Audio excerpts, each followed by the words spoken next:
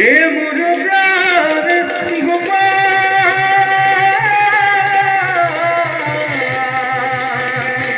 দীনবন্ধু নাৰায়ণ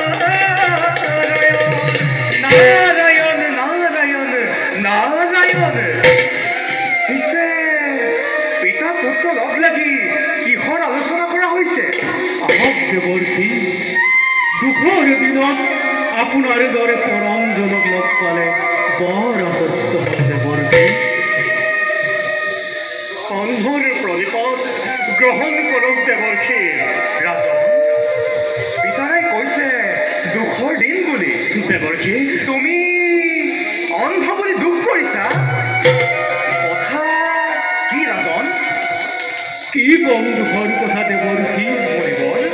মোৰ পুত্ৰ ধৃতৰাষ্ট্ৰ দৃষ্টিহীন, জ্যেষ্ঠ হিচাপে কুৰুবংশৰ ৰাজসিংহাসনত অধিষ্ঠিত হৈছে যদিও দিগ্বিজয়ী কৰিব নোৱাৰাৰ বাবে তেওঁৰ মনত শান্তি নাই, আৰু তেওঁৰ অশান্তিয়েই মোৰো অশান্তিৰ কাৰণ।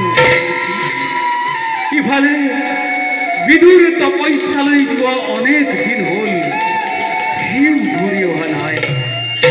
বাৰু দেৱৰ্ষি, ধৃতৰাষ্ট্ৰই পুনৰ দৃষ্টি লাভ কৰাৰ কোনো উপায় নাইনে?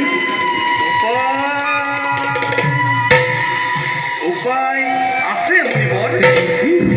সাধাৰণভাৱে দৃষ্টি লাভ কৰাৰ কোনো উপায় নাই মুনিবৰ। তথাপিও যদি নাৰায়ণক পূজা কৰি সন্তুষ্ট কৰিব পৰা যায় তেন্তে দৃষ্টিশক্তি লাভ কৰিব পাৰিব। যদি সেয়াই হয় দেৱৰ্ষি, নাৰায়ণক সন্তুষ্ট কৰাৰ ব্যৱস্থা মই কৰিম। আপুনি মাত্ৰ মোৰ পুত্ৰক তপস্যাৰ থলীলৈ বাট দেখুৱাই লৈ গৈ আমাক অনুগ্ৰহ কৰক দেৱৰ্ষি। মই সেই কামতেই